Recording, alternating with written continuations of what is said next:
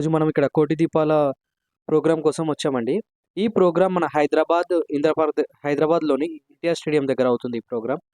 మీరు ఎవరైనా వచ్చేవాళ్ళు ఉంటే ఈవినింగ్ 5:30 నుంచి 10:30 వరకు అవుతుందండి ఈ ప్రోగ్రామ్. ఈ ప్రోగ్రామ్ నవంబర్ 13థ్ వరకే అవుతుంది. చాలా మంచి ప్రోగ్రామ్. Thank you.